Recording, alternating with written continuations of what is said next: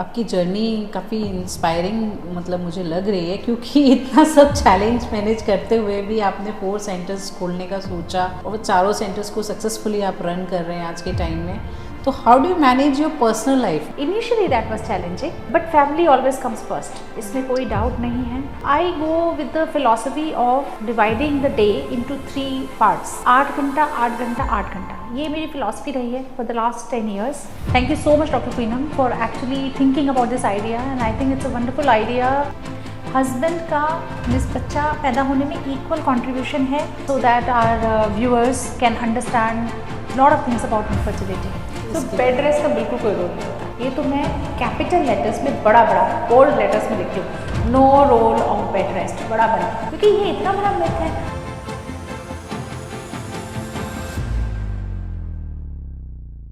Hello friends, मैं doctor Poonam Upadhyay origin fertility and IVF की तरफ से एक नई सीरीज़ जिसका नाम है origin of a new life.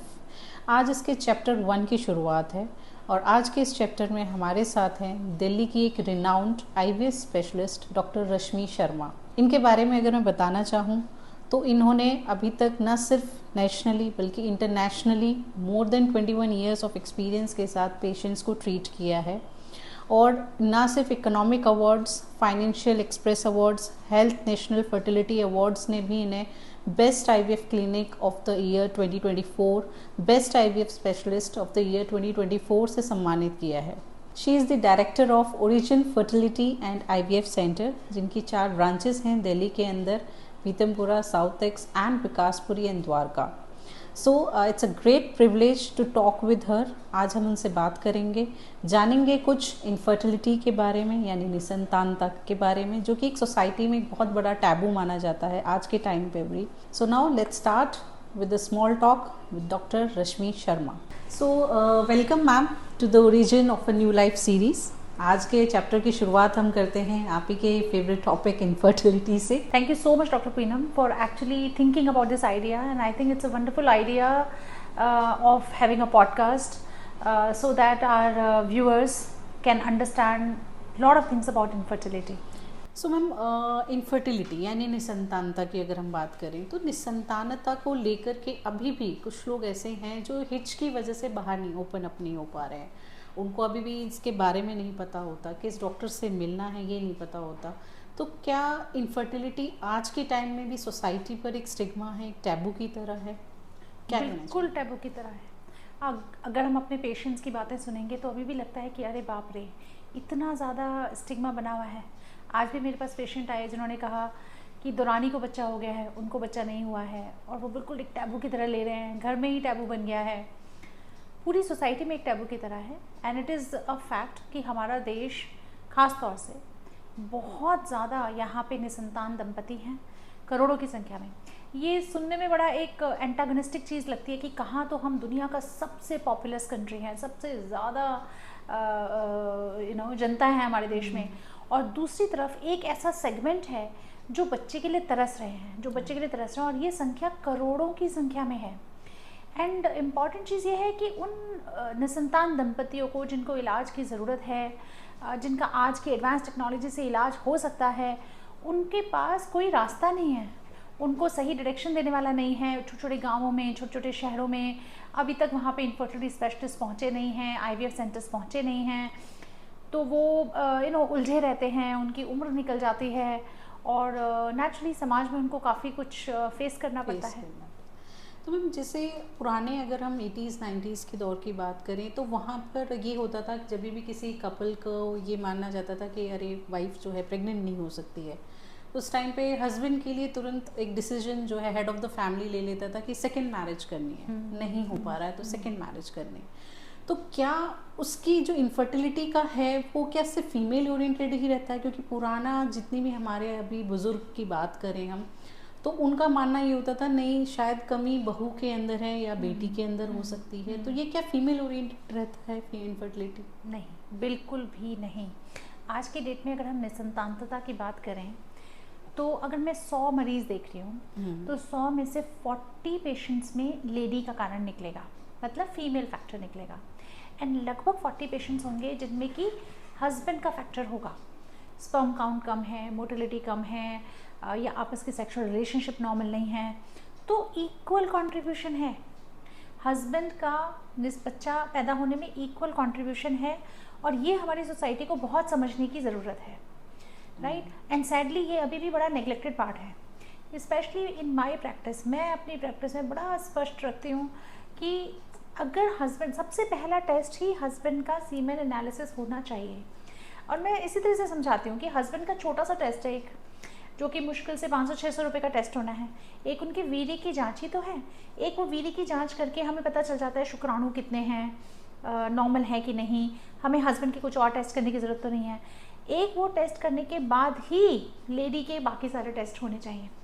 कितने सारे पेशेंट्स आते हैं, इनफैक्ट दिन रात पेशेंट्स आते हैं डॉक्टर पूनम की, लेडी के हज़ारों टेस्ट हो रखे होते हैं, हज़ारों, इवन नलियों तक का टेस्ट हो सकता है जो हो रखा होता है, जो बड़ा पेनफुल टेस्ट होता है, और हस्बैंड ने तो कभी सैंपल जांच कराया ही नहीं, सीमेन की जांच कराई ही नहीं, क्योंकि उनको लगता है कि भाई वो तो नॉर्मल है, राइट। एंड बहुत बार ऐसा होता है कि जहाँ 4 साल हो गए, लेडी के हज़ारों टेस्ट हो चुके हैं और सब कुछ हो चुका है, पैसे भी खर्च हुए, टाइम भी वेस्ट हुआ, बाद में हस्बैंड का टेस्ट कराया तो पता लगा स्पर्म तो थे ही नहीं, 0 स्पर्म थे।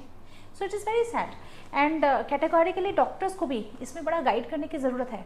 जैसे मेरी प्रैक्टिस में अगर दूसरी तीसरी बार पेशेंट आ रहा है और दूसरी तीसरी बार तक भी अगर उन्होंने हस्बैंड का टेस्ट नहीं कराया, तो मैं बड़ा क्लियरली बोलती हूँ कि देखो मेरे पास मत आना, जब हस्बैंड का टेस्ट करा लो तब मेरे पास आना, मुझे पहले हस्बैंड की रिपोर्ट चाहिए कि उनके स्पर्म नॉर्मल है कि नहीं, बाकी तो हम बाद में देखेंगे। तो ये बड़ा इम्पॉर्टेंट है।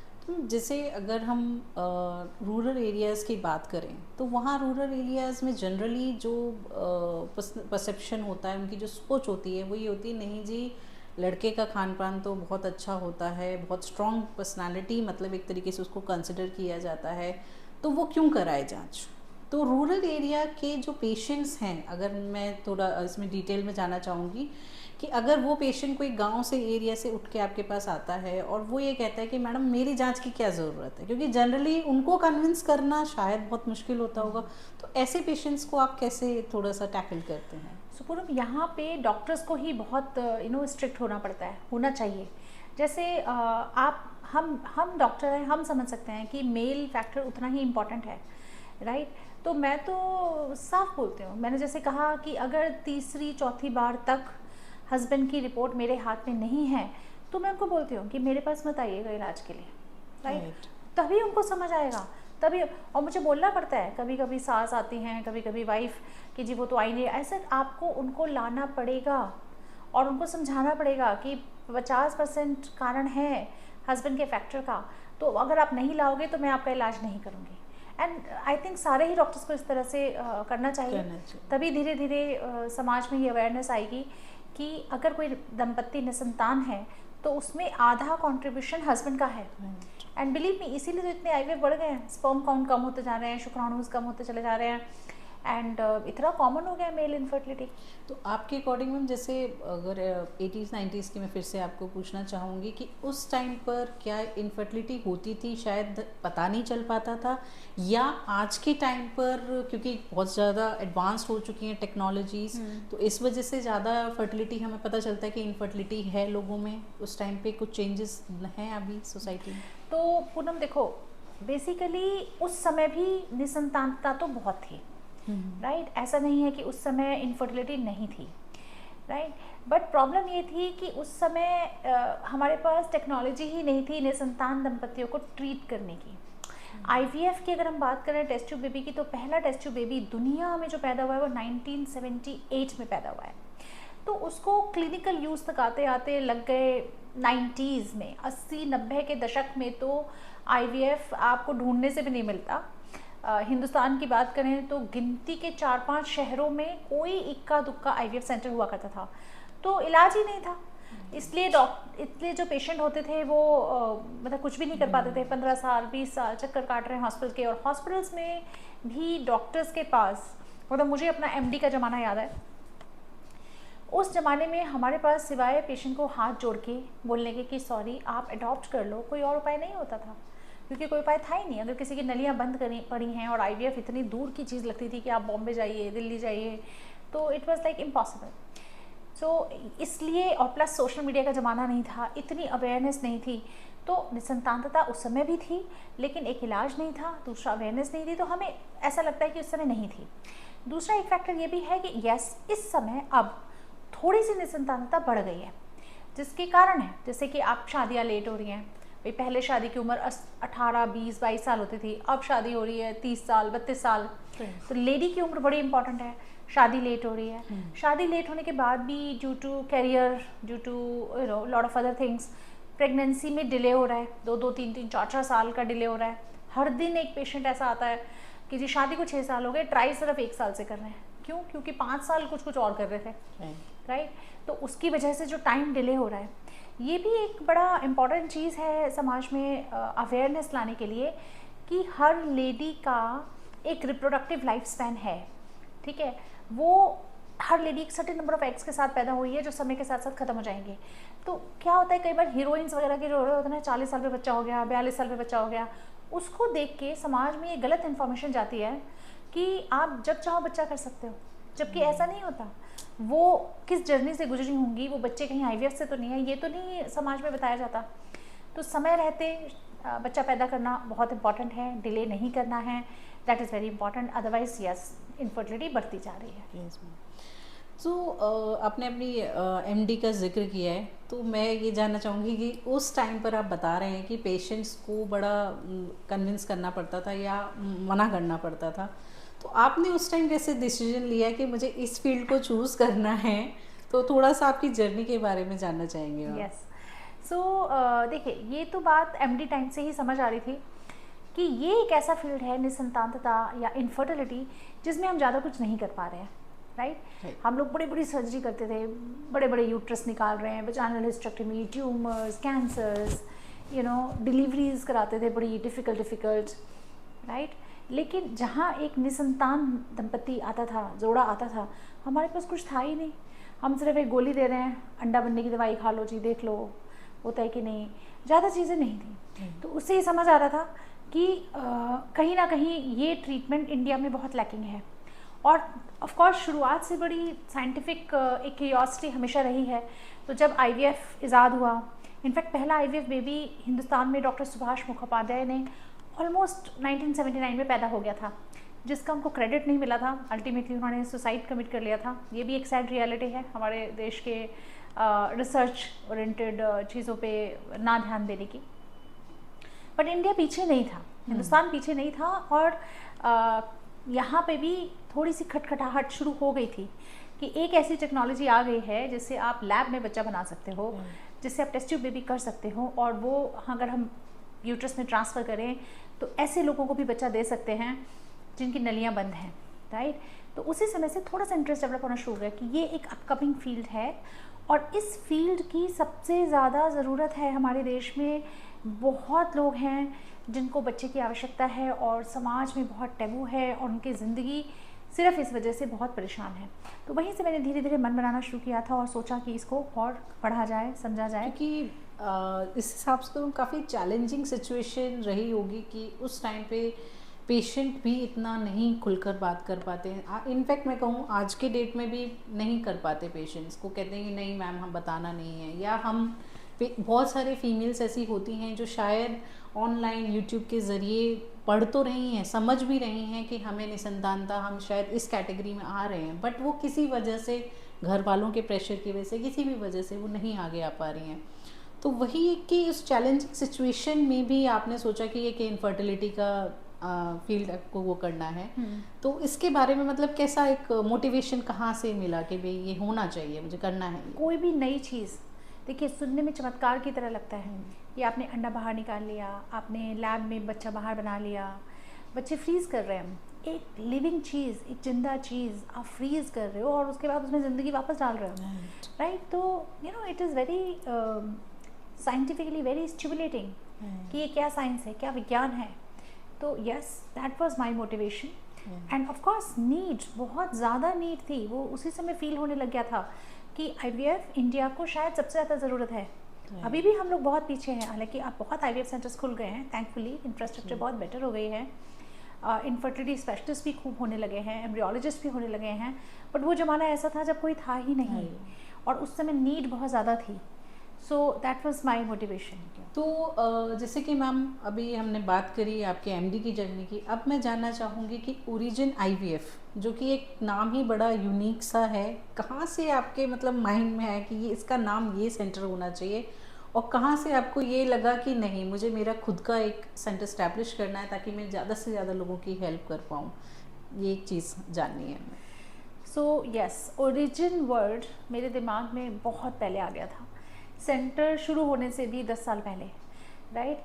बिकॉज यहाँ हम क्या कर रहे हैं, हम आईवीएफ में एक्चुअली ओरिजिन ऑफ लाइफ कर रहे हैं। ओरिजिन हो रही लाइफ, एक अंडा है, एक स्पर्म है, मिलके एक नई लाइफ क्रिएट हो रही है। तो ये वर्ड ओरिजिन मेरे दिमाग में अटक गया था। बट उस समय ओरिजिन नाम से ORIGIN जो एक्चुअल स्पेलिंग है ओरिजिन ऑफ लाइफ की, एक ग्रीस में एक सेंटर ऑलरेडी था। जब मैंने सोचा कि मैं ये नाम रखूँगी तो मैंने इसकी फिर स्पेलिंग चेंज करी, उस आई को मैंने वाई बनाया, ओरिजिन। बट उसका मीनिंग वही है, ये बनाया इसलिए ताकि ये नोबडी शुड फील कि ये किसी का हमने कॉपी कर लिया है। हालांकि हमारे बनाने के बाद और बड़े लोगों ने ये वर्ड रखा, but yes, this word itself says that it is the origin of life. And जहाँ तक अपना सेंटर बनाने की बात है तो वो मेरा इंटेंशन नहीं था, कभी भी नहीं था। इनफैक्ट इंटेंशन हमेशा बहुत अच्छा करने का था कि मैं उस फील्ड में बहुत सक्सेसफुल रहूं। बहुत सक्सेस का मतलब था कि ज़्यादा से ज़्यादा पेशेंट्स को ट्रीट करूं, ज़्यादा से ज़्यादा पेशेंट्स हमारे हाथ से बच्चा लेके जाएं। और इसी क्रम में मुझे जहाँ जहाँ अपॉर्चुनिटी मिली, इसमें मैं नाम लेना चाहूँगी डॉक्टर सोनिया मलिक का। She had been my mentor and 3 साल मैंने उनके साथ बहुत सीखा और बहुत पेशेंट्स भी ट्रीट करे। पेशेंट्स को कैसे बात की जाती है, कैसे ट्रीट किया जाता है, वो सब भी मैंने बहुत सीखा। उसके बाद मुझे बहुत बड़ी अपॉर्चुनिटी मिली मूलचंद हॉस्पिटल, जो कि साउथ दिल्ली का एक बहुत नामी गिरामी हॉस्पिटल है, वहाँ का IVF सेंटर हेड करने की। And I am always thankful to Moolchand hospital also for giving me that opportunity. 3-4 साल I was there and then I got this opportunity Max hospital में। मैक्स पीतमपुरा हुआ करता था हॉस्पिटल। उन्होंने मुझे इन्वाइट किया कि मैं यहाँ पे मैक्स हॉस्पिटल में IVF सेंटर खोलूँ, राइट। और उन्होंने पूरा एक फ्लोर, 4th फ्लोर पूरा रिकन्स्ट्रक्ट करके दिया हमें for the IVF centre. And I was managing that IVF centre for almost 4 years। And then उस समय कभी मेरे मन में ये नहीं था कि मुझे अपना सेंटर करना है। And we were doing very well, patients आ रहे थे, पेशेंट्स सक्सेसफुल हो रहे थे, तो we were very happy with the results and everything.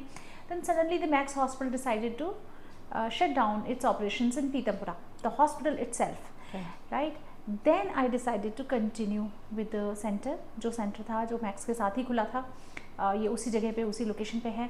But then I took it over कि नहीं, सेंटर तो बन चुका है, दिल तो हमारा यहाँ बस चुका है और ठीक है, we will be doing it single handedly. Ma'am उस टाइम पे भी काफ़ी एक चैलेंजिंग सिचुएशन रही होगी, क्योंकि एक हॉस्पिटल के साथ रन अप करना और एक सिंगल हैंडेडली अपने इस चीज़ को रन करना एंड पेशेंट के एक कह सकते हैं ट्रस्ट डेवलप करना, बिकॉज एक मल्टी स्पेशलिटी और उसके साथ में एक ट्रस्ट पेशेंट का अलग होता है एंड एक सिंगल हैंडेडली कोई सेंटर होता है तो उसका ट्रस्ट अलग होता है। तो उसमें कुछ चैलेंजेस आपको फेस करने पड़े थे? ये बहुत बड़ा डिसीजन था और बहुत ही कंफ्यूजिंग डिसीजन था, क्योंकि हॉस्पिटल चाह रहा था कि हम पूरा का पूरा IVF सेंटर, उनका दूसरा हॉस्पिटल है मैक्स शालीमार बाग में, वहाँ पे शिफ्ट कर लें।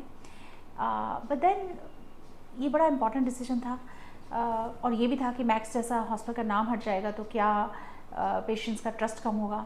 बट देन वी रियलाइज्ड कि ऐसा नहीं था। हमारे देश में पेशेंट एक्चुअली ब्रांड से नहीं आता, पेशेंट हॉस्पिटल का नाम देखकर भी नहीं आता। It is the doctor, patient to patient connect हमेशा जो कि पेशेंट लेके आता है। तो इतना पेशेंट में ट्रस्ट होता है कि वही पेशेंट टू पेशेंट आपके पास आता है। देन आई रियलाइज कि नहीं, I think we will be on our own and not go with Max. And that is when we took this huge call. ये बहुत बड़ा डिसीजन था मेरे पार्ट पे, वो लिया। And thankfully it was true also कि पेशेंट्स की चेन कभी नहीं टूटी, वो आते रहे, उनका ट्रस्ट वैसे ही रहा। इनफैक्ट उससे भी ज़्यादा double triple the centre has grown. आपकी जर्नी काफ़ी इंस्पायरिंग मतलब मुझे लग रही है, क्योंकि इतना सब चैलेंज मैनेज करते हुए भी आपने 4 सेंटर्स खोलने का सोचा और 4 सेंटर्स को सक्सेसफुली आप रन कर रहे हैं आज के टाइम में। तो how do you manage your personal life ma'am, क्योंकि single handedly it's like impossible, because आपको चारों सेंटर्स को कोऑर्डिनेट भी करना है, पेशेंट्स को भी बहुत अच्छे से डिटेल, क्योंकि ये ऐसा नहीं है कि हाँ चलो फीवर आ गया है तो वी जस्ट राइट मेडिकेशन और चलो पेशेंट 3-4 डेज में ठीक हो जाएगा। It's a long term process और पेशेंट को एक ट्रस्ट देना पड़ता है, बहुत अपना टाइम टेकिंग प्रोसीजर होता है। तो आप पर्सनल लाइफ कैसे मैनेज करते हैं? So yes, initially that was challenging, ठीक है, और but family always comes first, इसमें कोई डाउट नहीं है। और एक वर्क लाइफ बैलेंस मेंटेन करना भी बहुत ज़रूरी है। तो I go with the philosophy of dividing the day into 3 parts. 8 घंटा 8 घंटा 8 घंटा, ये मेरी फिलॉसफी रही है फॉर द लास्ट 10 ईयर्स। 8 घंटे की नींद बहुत ज़रूरी है, जो मैं ज़रूर लेती हूँ। 8 घंटा अपने काम को देना है डेडिकेटेड, बिल्कुल। मेरा स्टाफ और ये सब लोग जानते हैं कि 1 सेकंड भी हम शायद उसमें वेस्ट नहीं करते, इवन लंच करने में भी वेस्ट नहीं करते। एक सेकंड, 8 आवर्स वो टाइम हमें देना ही है। एंड 8 आवर्स आपके जो बाकी बचे, that is for your family and for your own self. So that is how I like to divide my time. इसी क्रम में मैंने एक बहुत इंपॉर्टेंट डिसीजन जो लिया था, because at one point of time work life balance थोड़ा गड़बड़ाने लगा था। तो ये डिसीजन मैंने लिया था कि मुझे अब ऑब्स्टेट्रिक्स छोड़ देनी चाहिए, कहीं ना कहीं डिलीवरीज करना मुझे छोड़ देना चाहिए। उसमें पता नहीं होता कब आप रात को 2 बजे भाग रहे हो, कभी आप 10 बजे भाग रहे हो। प्लस यहाँ से मैक्स हॉस्पिटल ख़त्म होने लगा था, तो पेशेंट को भी हम उतनी केयर कैसे देंगे, बिकॉज हाई रिस्क प्रेगनेंसीज हैं, IVF प्रेगनेंसीज हैं, उनको एक राउंड द क्लॉक केयर चाहिए। तो I took a decision around 5 years back कि let me just focus on giving the best IVF services to the patients and transfer these patients जो pregnant हो गए to someone जो high risk pregnancy में deal कर रहे हैं, जो दिन रात वही उनका स्पेशलाइजेशन है, ताकि पेशेंट को भी बेस्ट केयर मिले और मैं भी फोकस्ड तरीके से अपने काम पे फोकस कर पाऊँ। सो ये फिलॉसफी रही है एंड वी ऑलवेज ट्राई कि हम उस बैलेंस को मेंटेन कर पाए। थोड़ा सा और जानना चाहूँगी आपके बारे में कि like you are very down to earth personality, जो समझ में आता है, देखने को भी हमें मिलता है। बट ये कैसे होता है कि आप अपनी हॉबीज़ में क्या इंटरेस्ट रखते हैं कि मैं अपने आप को रिलैक्स करने के लिए ये करना चाहती हूँ? तो मेरी सबसे बड़ी हॉबी है reading. Okay. And reading history. You know, आज मुझसे कोई पूछे कि अगर मैं डॉक्टर ना होती तो मैं क्या होती, क्या बनना चाहूँगी, तो I would want to be a historian. I don't know, मुझे बहुत इंटरेस्ट करता है हिस्ट्री और मुझे रीडिंग बहुत ज़्यादा शौक है। फिक्शंस मुझे उतने नहीं पसंद आते, जो चीज़ अनरियलिस्टिक है या फिक्शन है, मुझे पसंद आती हैं रियलिस्टिक चीज़ें। तो मेरा टाइम, जो खाली टाइम का बेस्ट साथी है, वो है मेरी किंडल। छोटी सी किंडल है जिसमें मैं सैकड़ों नॉवेल्स पढ़ती हूँ। रियलिस्टिक वाले नॉवेल ज़्यादा पढ़ती हूँ। कंटेम्प्रेरी दुनिया की बातें मुझे और इंटरेस्ट करती हैं। पॉलिटिक्स मुझे बहुत इंटरेस्ट करता है। So that's how I relax. तो मैं इंटरनेशनल न्यूज़ देखती हूँ। I like to be aware कि रूस में क्या चल रहा है, यूक्रेन में क्या चल रहा है, इंडिया में क्या चल रहा है, इंग्लैंड ने क्या किया। You know, international perspectives is my interest plus the history. So कभी आपने सोचा है कि क्योंकि आपको रीडिंग बुक्स का इतना शौक है, अलग अलग एस्पेक्ट्स को आप जानना चाहते हैं डिटेल में, तो कोई कभी मन में ख्याल आया हो कि I should write a novel और अ बुक? क्योंकि इतना एक्सपीरियंस हो चुका है, तो कई बार होता है कि नहीं यार, मुझे अपनी एक स्टोरी लिखनी है, मुझे अपनी स्टोरी दुनिया को बतानी चाहिए, या जिन पेशेंट से आप मिल रहे हैं उनकी कोई स्टोरी ऐसी होती है। यस। तो इन माई 10th class, so I have school from a Hindi medium government school. एक बहुत छोटे से टाउन से आती हूँ मैं, खेखड़ा करके टाउन है मेरठ डिस्ट्रिक्ट में, और मैंने हिंदी में अपनी पूरी पढ़ाई करी है 12th बोर्ड से, और हिंदी में डिस्टिंक्शंस आए हैं, राइट, जो कि यूपी बोर्ड में यूजुअली नहीं आते थे डिस्टिंक्शंस। तो my Hindi was very strong and I used to write poems in Hindi a lot. 10th and 12th में मैंने बहुत पोएम्स लिखी, जो रखी हुई है अभी भी। इंदिरा गांधी पर लिखी, बहुत लिखी। तो यस, मुझे लिखने का बहुत शौक था, और हिंदी मेरा ज़्यादा स्ट्रॉन्ग फोल्ड रहा था। फिर धीरे धीरे MBBS पूरा इंग्लिश में हुआ, तो धीरे धीरे इंग्लिश में आप कन्वर्ट होते चले गए। समहाउ अब यस, मन करता है कि पेशेंट्स की स्टोरीज़ शेयर की जाएं।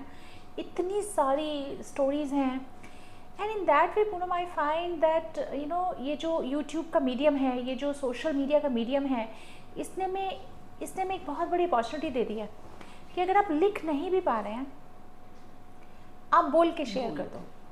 एंड यू नो, इसका शायद इम्पैक्ट लोगों को आज तो जो है सो है, पर शायद 400 साल बाद, 500 साल बाद, 600 साल बाद और ज़्यादा रियलाइज़ होगा कि जैसे अभी हम 3000 साल पहले की हिस्ट्री देखते हैं, हम रामायण पढ़ते हैं या जो भी पढ़ते हैं, अगर ये डिजिटल वेव्स सेव्ड रह गई तो 200 साल बाद, 400 साल बाद कोई फ्यूचर में बैठ के आदमी देख रहा होगा कि यस, उस ज़माने में ऐसा दिखता था, उस ज़माने के लोगों को बोलते हुए वो सुन सकेगा। So I think this technology is very important and so that in that क्रम हम लोग अपने चैनल पे एक छोटा सा वीडियो का एक हमने रखा हुआ है, मन की बात, एक डॉक्टर के मन की बात, ये वो नरेंद्र मोदी वाले मन की बात नहीं है, एक डॉक्टर के मन की बात, जिसमें हम लोग शेयर करते हैं पेशेंट्स के अपने एक्सपीरियंसेस। जैसे कहीं भी एक लगा मन में लगा कि हमारी पेशेंट से हमारा कनेक्ट सिर्फ ट्रीटमेंट का नहीं है, पेशेंट से हम इमोशनली कनेक्ट होते हैं, उनकी पूरी हम लाइफ हिस्ट्री देख रहे हैं।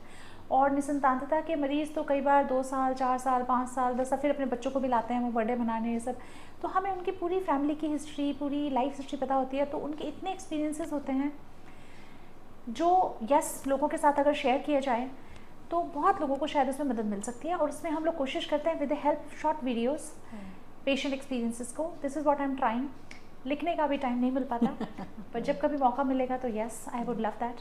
तो जैसे अभी आपने स्टोरी की जिक्र किया है, तो ये बताइए मैम कि जैसे पेशेंट की जो साइकोलॉजी है, जब आपके पास फर्स्ट टाइम पेशेंट आ रहे हैं, बहुत सारा आई थिंक उनके माइंड में फॉगिंग सी होती है, बहुत सारे सवाल भी होते होंगे कि हम कैसे करेंगे, कैसे इलाज होगा हमारा। ना सिर्फ उनका, आई थिंक रिलेटिव्स भी बहुत सवाल जानना चाहते होते हैं कि मैडम कैसे इलाज करवाएंगे हम, क्योंकि ये बहुत नया फील्ड है लोगों के लिए आज के टाइम पर भी, जो रूरल एरिया बैकग्राउंड से आ रहे हैं। इवन बहुत लोग गूगल यूट्यूब पे देखकर भी आते हैं। तो पेशेंट की साइकी कैसे आप समझ पाते हैं ये पेशेंट इस चीज़ से, क्योंकि आई थिंक इसमें काउंसलिंग ज़रूरत होती होगी पेशेंट्स को, इसके बारे में? यस, हर पेशेंट की साइकोलॉजी फ़र्क होती है और आई थिंक IVF में सबसे इम्पॉर्टेंट पार्ट ही काउंसलिंग है। आपको पेशेंट को ट्रस्ट दिलाना है कि यस, आप अकेले नहीं हो, इलाज संभव है। मतलब मेडिकल जो ट्रीटमेंट है वो तो है ही, वो तो हमें उनको बड़ा एथिकली एक एक चीज़ एक्सप्लेन करके बताना है कि आपका इलाज ये है, और हमारी कोशिश ये रहती है कि हम उन्हें पूरा समझाएं। आई एम ऑलवेज वांटिंग कि मेरे पेशेंट्स अवेयर हो कि हम IUI क्यों कर रहे हैं, हम IVF क्यों कर रहे हैं। हम उनको चित्रों के माध्यम से समझाते हैं कि ये यूट्रस है, ये ट्यूब्स है, ये स्पर्म्स है, और वीडियोज़ वीडियो हेल्प उनको दी जाती है कि आप खुद समझो, आप खुद डिसीजन लो। आजकल मैं पेशेंट्स को हमेशा बोलती हूँ कि आजकल वो ज़माना नहीं है 20 साल पुराना कि जब मेडिकल का ज्ञान या किसी भी चीज़ का ज्ञान सिर्फ किताबों में बंद था और जिसने बस वो किताब खोली बस उसके पास वो ज्ञान है। आजकल आपके पास थैंकफुली गूगल है, यूट्यूब है, जहाँ आप एक वर्ड टाइप कीजिए और आपको 10 उसके वीडियो खुल जाते हैं। तो आई ऑलवेज वांट कि पेशेंट्स अवेयर हों, उनको चीज़ें पता हों, वो खुद डिसीजन लें, राइट, इन्फॉर्म्ड डिसीजंस, ये बड़ी इंपॉर्टेंट चीज़ है। एंड यही हम लोग कोशिश करते हैं पेशेंट्स के साथ। साइकोलॉजी हर पेशेंट की बड़ी फ़र्क होती है। कुछ पेशेंट्स होते हैं जो बिल्कुल फेथ में आते हैं, हाँ जो आप कहेंगे ठीक है जो होगा, और उन पेशेंट का 100% बच्चा हो जाता है। कुछ पेशेंट्स होते हैं जो बहुत सस्पिशियस होते हैं, उनको धीरे धीरे उनको समझ आता है कि बॉडी लैंग्वेज से, डॉक्टर के ओपिनियन से समझ आता है कि yes what the doctor is telling is correct, right. तो इसी तरीके से टैकल करना होता है। तो इस फील्ड में आई होप कि मैम शायद बहुत डिफ़िकल्ट केसेस भी रहते होंगे, तो कोई स्टोरी है किसी पेशेंट की जो आप यहाँ शेयर करना चाहते हैं कि कैसे उसका इलाज बड़ा डिफ़िकल्ट रहा और इस दौरान पेशेंट ने किन किन सिचुएशंस का सामना किया, कुछ ऐसा स्टोरी आप अगर हम बताएं? बहुत सारे हैं। अभी 2-3 महीने से तो पता नहीं क्या हो रहा है कि मेरे ही होम टाउन के आसपास के 3-4 पेशेंट ऐसे आ चुके हैं जहाँ अनटाइमली बच्चों की डेथ हो गई। एक पेशेंट है जिनके 2 बच्चे यमुना नहर में डूब गए, बड़े 17-18 साल के। एक पेशेंट है जिनके 18 साल 17 साल के लड़के को करंट लग गया खेत में। एक अभी आज पेशेंट आए हैं जिनमें 7 साल के बच्चे का किडनैपिंग एंड मर्डर हो गया। तो एक तो इस तरह के बड़े पेशेंट आने लगे हैं, और मुझे ये वाले सारे इंसिडेंसेस देख के ऐसा लगता है कि शायद 2-3 बच्चे कर लेने चाहिए समय रहते हैं, सिर्फ एक बच्चे पे नहीं रहना चाहिए। मेरे पास तो कोई एक बच्चे वाला आता है और जिसको अबॉर्शन कराने आया है तो मैं उसको काउंसल करने की कोशिश करती हूँ। मैं बोलती हूँ कि तुम गलत डॉक्टर के पास आ गए हो, कम से कम 2-3 बच्चे कर लो। ऐसी फीलिंग आने लग गई है। ठीक है, सरकार हमें डांटेगी, हम पॉपुलेशन बढ़ाने की बात कर रहे हैं, बट यस, इस तरह की ट्रेजेडीज आती हैं और फिर उनका ट्रीटमेंट सबसे ज़्यादा डिफिकल्ट होता है। सक्सेसफुल हो जाए तो चलो फिर भी दिल को बहुत शांति मिलती है, लेकिन अगर फेल हो जाए तो उनको संभालना, उनकी जो आशाएं टूटती हैं, वो पहले से ही इतने परेशान होकर आते हैं, वो बहुत मुश्किल होता है। वो काउंसलिंग बहुत मुश्किल होती है। उनके साथ साथ कभी हमें खुद को भी रोना आता है बहुत बार ऐसा होगा, because you feel connected with the patients. आपकी जो उनकी इमोशंस होती हैं सब आपके साथ कनेक्टेड होती हैं, और कहीं ना कहीं वो फिर इमोशनली आपको बहुत परेशान करके जाता है। सो जैसे IVF का है यहाँ पर कि IVF का सक्सेस रेट, बेसिकली थोड़ा सा सक्सेस रेट के बारे में बताइए कि पेशेंट की शायद अभी भी बहुत पेशेंट्स का जो सवाल रहता है, या बहुत जो आते होंगे कपल्स, उनका ये सवाल रहता होगा कि IVF है तो सही, 100% हो तो जाएगा, कोई दिक्कत तो है ही नहीं, तो क्या है ये 100% है इसका सक्सेस? नहीं, 100% सक्सेस रेट IVF की नहीं है। और मैं पॉजिटिव तो जो बताती हूँ कि भाई चलो 40% सक्सेस है, या 50% या 60%।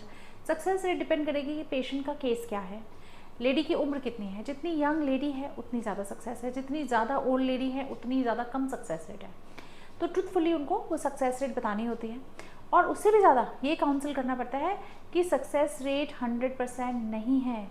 विज्ञान ने यहीं तक तरक्की की है कि हमें अंडे बनाने आ गए, हमें बच्चा बनाना आ गया, हम लैब में बच्चे को पालना आ गया, लेकिन वो बच्चा बच्चेदानी में जाने के बाद लगेगा या नहीं लगेगा, ये अभी भी भगवान जी ने अपने हाथ में रखा हुआ है। ये चीज़ उनको समझाना बहुत ज़रूरी है, बिकॉज अगर आपने पहले से उनको काउंसिल नहीं किया कि भाई 100 में से सपोज अगर 50-60% सक्सेस रेट है, तो कैटेगरिकली बताओ कि 100 में से 40-50 लोग होंगे जिनका बच्चा नहीं होगा, IVF के बावजूद नहीं होगा।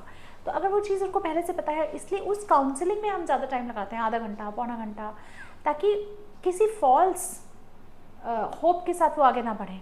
बिकॉज इन केस अगर सक्सेस नहीं हुआ तो फिर वो जिस तरह से शटर होते हैं पेशेंट, जिस तरह से वो डिप्रेशन में जाते हैं, उससे शायद उनको उठना ही मुश्किल हो जाता है। तो counselling is a very very important part. So अगर हम इसकी बात करें सक्सेस रेट की, तो आई थिंक ये एक सबसे बड़ा मिथ जो हमने आज इस पॉडकास्ट के थ्रू बर्स्ट किया है।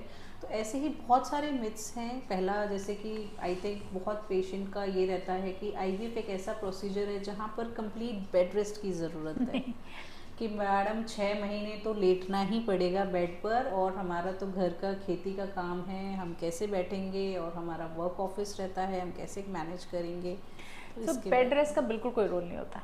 ये तो मैं कैपिटल लेटर्स में बड़ा बड़ा बोल्ड लेटर्स में लिखती हूँ, no role of bed rest, बड़ा बड़ा, राइट। क्योंकि ये इतना बड़ा मिथ है। इनफैक्ट 2023 में स्टडी पब्लिश हो गई है कि bed rest is more negative, bed rest करने से और नुकसान होता है। तो बिल्कुल बेड रेस्ट की आवश्यकता नहीं होती है। In fact I always tell my patients कि आप गलती से भी नौकरी मत छोड़ देना। इतने सारे पेशेंट्स आते हैं जो कहते हैं हमने जॉब इसलिए छोड़ दी क्योंकि हमें IVF कराना था।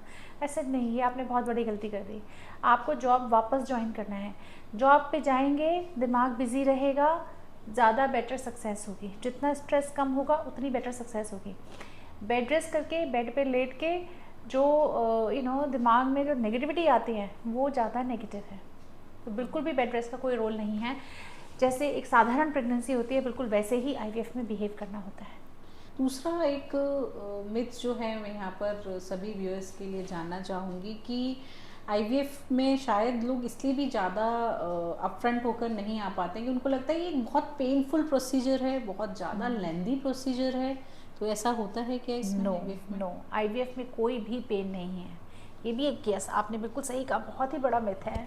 और हर दूसरा पेशेंट जो टेबल पे बैठता है हमारे across the table, bed rest कितना करना पड़ेगा और पेन बहुत है, तो उनको बोलना पड़ता है कि मैं आपको एफिडेविट पे राइटिंग में लिख के दे देती हूँ, पेन नहीं होगा।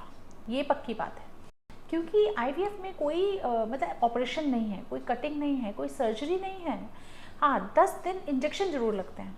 उन इंजेक्शन की अभी तक कोई दवाई नहीं बन पाई है, राइट। जिस दिन वो दवाइयाँ बन गई खाने वाली, तो शायद ही इंजेक्शन का कष्ट भी खत्म हो जाएगा।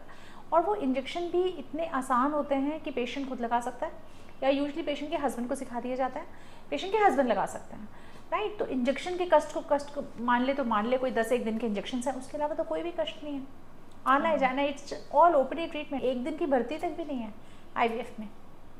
तो अभी का मैम एक रिसेंट टॉपिक यहाँ पर मैं कवर करना चाहूँगी कि हीना खान एक्ट्रेस जो है रिसेंटली अभी डायग्नोस्ड हुई हैं विद ब्रेस्ट कैंसर।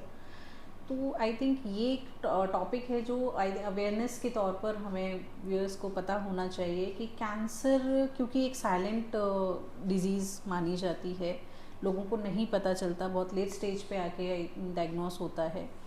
तो क्या ऐसे पेशेंट्स के लिए ART टेक्निक का कुछ रोल है? तो yes, वो प्लीज़। बहुत ज़्यादा रोल है। ART टेक्निक के रोल पे आने से पहले मैं कैंसर के बारे में कुछ बताना चाहूँगी। मैं इनफैक्ट एक पेशेंट का एक्सपीरियंस शेयर करना चाहूँगी। पहले तो चलो हिना खान से ही, हिना खान का ब्रेस्ट कैंसर स्टेज 3 में डिटेक्ट हुआ है, which is so sad, right, which is so sad. तो एक तो हमारी सोसाइटी में ये बड़ा अवेयरनेस क्रिएट करने की ज़रूरत है कि ब्रेस्ट को एग्जामिन करते रहिए। Self manual breast examination is very important. Breast cancer ladies का इंडिया का नंबर 1 कैंसर बन चुका है एंड ईजिली प्रिवेंट आप कर सकते हो, जल्दी डायग्नोज कर सकते हो। अगर स्टेज 1 पे कैंसर डायग्नोज हो जाए तो 95% सर्वाइवल है, राइट। तो मैनुअल एग्जामिनेशन करते रहना चाहिए, मैमोग्राफी करनी चाहिए, अल्ट्रासाउंड्स करने चाहिए, रूटीन बेसिस पे फॉलोअप्स होने चाहिए। ये चीज़ समझ आती है हिना खान के एक्सपीरियंस से। अब एक और पेशेंट का मैं एक्सपीरियंस शेयर करना चाहूँगी। मेरे पास आई थिंक 4 महीने हुए हैं उस पेशेंट को आए हुए। वो पेशेंट मेरे पास आए शादी के 15 दिन बाद कि रिसेप्शन पे शायद उनको कोई चोट लग गई थी और ब्रेस्ट में कोई लंप है, मैडम ये मेरे चोट लग गई है, शायद खून की गांठ बन गई, आप देख लीजिए। मैंने देखा छोटा सा मुझे लंप दिखा, ऐसे आप इसका तुरंत अल्ट्रासाउंड कराइए और अल्ट्रासाउंड कराने के बाद इसका शायद नीडल से जांच करनी होगी, ठीक है। मतलब कितना केयरलेसली लेते हैं पेशेंट, कभी कभी छोटी सी, मतलब हेल्थ हमारे लिए शायद नंबर 1 प्रायोरिटी होनी चाहिए पर हम बहुत केयरलेसली कभी कभी ले लेते हैं। वो पेशेंट ने अल्ट्रासाउंड तो करा लिया लेकिन अल्ट्रासाउंड की रिपोर्ट दिखाने नहीं आए 2.5 महीने तक। वो किसी ऐसे RMP के पास चले गए शायद जहाँ उनको सिर्फ नॉर्मल एंटीबायोटिक वगैरह दे दी गई और उनसे चलो आराम से जाती हूँ देखती हूँ, एंड 2.5 महीने बाद when they came, ultrasound report was clearly suggesting it was breast cancer and she was just 25-year-old lady, right। फिर FNAC में अगले ही दिन रिपोर्ट आ गया कि भाई कैंसर है। तो मतलब इतना लाइटली नहीं लेना चाहिए। और फिर उसी पेशेंट का हमने एग प्रिजर्वेशन किया। तो अब आ जाते हैं ART टेक्निक पे। देखिए कैंसर्स ऑफ कोर्स बहुत बढ़ गए हैं, यंग एज के कैंसर और चिल्ड्रन में भी कैंसर बहुत ज़्यादा बढ़ गए हैं। इसके अलावा कैंसर के ट्रीटमेंट्स बहुत अच्छे हो गए हैं, तो कैंसर से सर्वाइवल भी बहुत अच्छा हो गया है, ठीक है। अब हमारे पास इतने सारे पेशेंट्स होते हैं जहाँ 5 साल पहले कैंसर हुआ था, now they are absolutely fine, या 10 साल पहले कभी ल्यूकीमिया हुआ था, now they are absolutely fine. तो होता क्या है कि कैंसर का जब ट्रीटमेंट चलता है, कीमोथेरेपी चलती है, तो अंडे मर जाते हैं या स्पर्म्स मर जाते हैं, जो जर्म सेल्स होते हैं वो ख़त्म हो जाते हैं। तो इनिशियली तो कैंसर का धक्का लगा पेशेंट को, उस समय तो कुछ होश है नहीं, उस समय तो ट्रीटमेंट ही करना है ऑफकोर्स।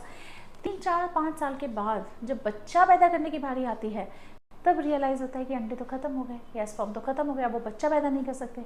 तो क्वालिटी ऑफ लाइफ बहुत डिस्ट्रॉय होती है। ऐसे केसेस में अवेलेबल है फर्टिलिटी प्रिजर्वेशन। आज की डेट में हम एग फ्रीज कर सकते हैं, आज की डेट में हम स्पर्म फ्रीज कर सकते हैं। एंड जो हमारा सेंटर है ये पीतमपुरा में ओरिजिन IVF, ये 3-4 कैंसर हॉस्पिटल्स के बीच में बैठा हुआ है। इस तरफ बिल्कुल 10-15 मिनट की दूरी पे राजीव गांधी कैंसर हॉस्पिटल है, एक तरफ बालाजी है, एक तरफ मैक्स शालीमार बाग है। तो बहुत सारे पेशेंट्स आते हैं जो कैंसर की डायग्नोसिस के साथ आते हैं। धीरे धीरे अवेयरनेस आ गई है ऑन्कोलॉजिस्ट में भी और पेशेंट्स में भी कि अगर कीमोथेरेपी स्टार्ट होनी है तो वो या तो अपने स्पर्म फ्रीज कर लेते हैं और लेडी हैं तो उनके एग फ्रीज कर लिए जाते हैं, ताकि बाद में जब वो कैंसर से रिकवर हो जाएं तो उन्हीं एग के साथ या उन्हीं स्पर्म के साथ अपना बच्चा कर सकें। सो दैट मीन्स कि आपकी कॉन्वर्सेशन से ये समझ में आता है कि अगर किसी को भी कैंसर अर्ली स्टेज पे डायग्नोस हो सकता है तो आई थिंक उनको एक बार तो इनफर्टिलिटी स्पेशलिस्ट के पास जाना चाहिए ताकि वो अपने आगे की फ्यूचर लाइफ में फैमिली प्लानिंग पूरा प्रिजर्व करा सकें, राइट। सो नेक्स्ट मैम, जैसे ना सिर्फ एग फ्रीजिंग कैंसर पेशेंट्स में बल्कि आजकल काफ़ी न्यूज़ में भी देखने को मिलता है कि प्रियंका चोपड़ा ने एग्स फ्रीज कराए थे। काफ़ी बॉलीवुड सेलिब्रिटीज़ हैं जो अब धीरे धीरे आ रहे हैं सामने कि एग फ्रीजिंग हमने कराई थी और अब हमारे रिसेंटली बेबीज़ हैं। तो इसका क्या रोल रहा है कि अभी मॉडर्न ट्रेंड में आप क्या बताना चाहेंगे इसके ऊपर? अभी भी इसमें बहुत अवेयरनेस क्रिएट करने की ज़रूरत है, राइट। कि जैसे मैंने बताया प्रेगनेंसी, आजकल लोग शादियां लेट कर रहे हैं, बच्चे भी लेट कर रहे हैं। तो मेरा सजेशन सारे व्यूअर्स को ये होगा कि बाय चांस किसी भी वजह से, खासतौर से गर्ल है ना। हस्बैंड में तो चलो स्पर्म इतनी जल्दी ख़त्म नहीं होते, मेल्स में एक वो जैसे कहते ना गॉड के फेवरेट हैं शायद, उनके स्पर्म्स खत्म नहीं होते हैं, बट हर लेडी एक सर्टेन नंबर ऑफ एग्स के साथ पैदा होती है जो समय के साथ साथ खत्म हो जाएगी। तो वो एक रिप्रोडक्टिव क्लॉक है, वो एक बायोलॉजिकल क्लॉक है जो टिक टिक टिक टिक टिक टिक चल रही है। अगर आपने समय पे बच्चे नहीं करे तो आप नहीं कर पाओगे, आपके पास अपने अंडे नहीं होंगे। तो अगर किसी भी वजह से प्रेगनेंसी लेट हो रही है, एग फ्रीज किए जा सकते हैं। So you very right, Priyanka Chopra ने जैसे 32 ईयर्स पे फ्रीज कर लिए, डायना हेजन ने फ्रीज कर लिए। And you know we should be really thankful to these celebrities जो आगे से फ्रंट में आके बताते हैं। It's so good, it's so nice. जैसे अभी ईशा अंबानी, उसकी ट्विन बच्चे हैं IVF से, एक्सेप्ट किया उन्होंने। या नीता अंबानी की जो 2 शुरू के लड़का लड़की IVF से हैं। तो कहीं ना कहीं जितना हम इसके बारे में बात करेंगे IVF के बारे में, तो जो टैबू है, जो समाज में एक टैबू है, वो ख़त्म होगा। अभी भी इतने सारे पेशेंट्स आते हैं जो कहते हैं कि नहीं IVF मत बताना जी, पेपर पे IVF मत लिखना जी, रिश्तेदारों को नहीं बताना। तो वो टैबू कहीं ना कहीं ख़त्म होगा, राइट। और एग फ्रीजिंग पे यस, अब जैसे अभी हम एग फ्रीज कर रहे हैं, एक लेडी हैं अनमेरिड हैं 41 ईयर्स पे, ठीक है, she is a lawyer. 41 years age नहीं है एग फ्रीज करने की, 38 के पहले कर लेना चाहिए था, पर ये अवेयरनेस ही नहीं थी, उनको पता ही नहीं चला। तो कहीं ना कहीं बात करने की ज़रूरत है। प्रेगनेंसी अगर डिले कर रहे हैं किसी भी वजह से, तो एग फ्रीज करा लेने चाहिए 32 से 35 साल की उम्र के बीच में।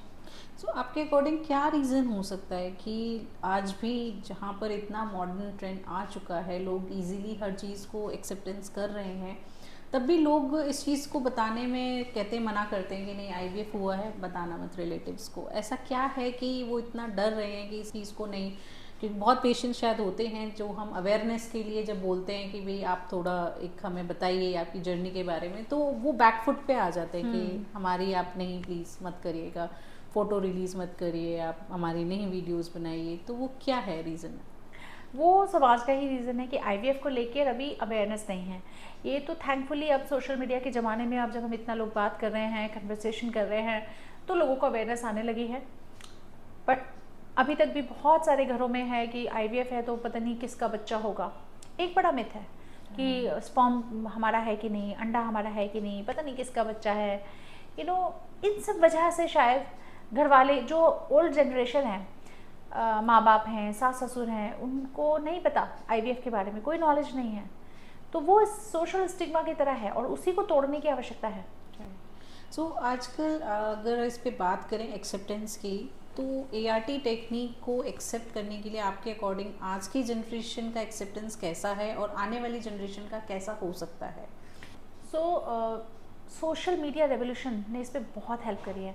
देखो आजकल हम इंफॉर्मेशन क्रांति के ज़माने में जी रहे हैं, राइट। इंफॉर्मेशन क्रांति में लोगों के पास बहुत नॉलेज है, गूगल है, तो आज की डेट में एक्सेप्टेंस बहुत हाई है। थैंकफुली लोग बहुत अवेयर हैं।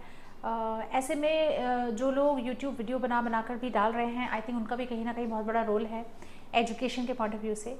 और इसीलिए हमने भी एक YouTube चैनल ओरिजिन IVF के नाम से जो बनाया है, पर्पज़ यही था कि लोगों को समझो क्या बीमारी है, कहीं उनकी अगर हम कोई हेल्प कर सकते हैं तो करें। हर मंगलवार को हम लोग अपने चैनल पे इसीलिए लाइव सेशन भी करते हैं ताकि अवेयरनेस बढ़े, लोग आके लाइव सेशन में अपने क्वेश्चन पूछें और उनकी अवेयरनेस बढ़े। तो आज की डेट में एक्सेप्टेंस बहुत अच्छी है और आगे वाले फ्यूचर जनरेशन तो नेक्स्ट जेन है, वो तो डेफिनेटली ऐसा ना हो आगे जब उनको सोचें कि भाई जब बच्चा करना होगा तो हम IVF से कर लेंगे, ये भी थोड़ा सा डर है। इसलिए बताना होता है कि भाई 50% सक्सेस रेट ही है, 50-60% ही है, वरना वो ऐसा सोच सकते हैं कि अभी नहीं करना, हम 40 साल में जब बच्चा होगा हम IVF से कर लेंगे। सो जैसे कि आज में वर्ल्ड IVF डे है, तो वर्ल्ड IVF डे पर आप क्या मैसेज देना चाहेंगे इनफर्टिलिटी के दौर को लेकर के, ART टेक्निक्स को लेकर के? फर्स्ट ऑफ ऑल साइंस का चमत्कार है IVF। उन साइंटिस्ट्स को धन्यवाद जिन्होंने इतनी बड़ी टेक्नोलॉजी जो सोची भी नहीं जा सकती थी, चमत्कार की तरह है, वो अब हमारे पास अवेलेबल है। नंबर 2, अब हम 1978 के बाद के ज़माने में जी रहे हैं। तो व्यूअर्स को मेरा यही कहना होगा कि अगर आपको IVF की ज़रूरत है तो झिझकिए नहीं। इनफैक्ट यहाँ मैं ये बताना चाहूँगी पूनम, बहुत बार मेरे पास पेशेंट आते हैं, ऑलमोस्ट हर 5 पेशेंट आता है जो कहते हैं हमें तो नेचुरल तरीके से ही बच्चा करना है। 6 साल शादी को हो गए, 8 साल शादी हो गए, लेडी के अंडे खत्म होने वाले हैं, लेकिन हमें तो नेचुरली करना है।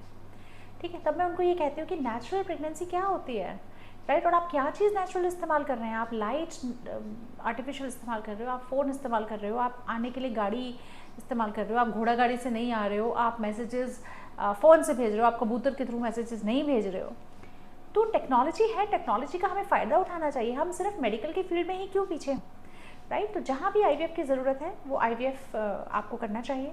एंड कहीं ना कहीं अवेयरनेस फैलाने की ज़रूरत है कि टाइम रहते बच्चा कर लें। और एक फर्टिलिटी टेस्ट होता है जिसे हम AMH कहते हैं। अगर किसी भी वजह से आप बच्चा टाल रहे हैं तो AMH करा लें, फर्टिलिटी टेस्ट कर लें, और जहाँ ज़रूरत हो हेल्प ले लें डॉक्टर की। IVF कोई हवा नहीं है। And that's it.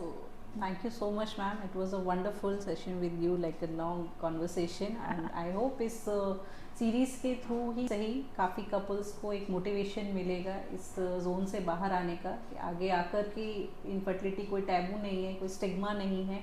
आगे आइए, अपनी प्रॉब्लम्स शेयर करिए, इनफर्टिलिटी स्पेशलिस्ट से मिलिए, ताकि आगे वो एक नन्ही सी खुशी जो आपको मिल सकती है वो मिल पाए। Thank you so much. Thank you doctor Poonam. Thank you.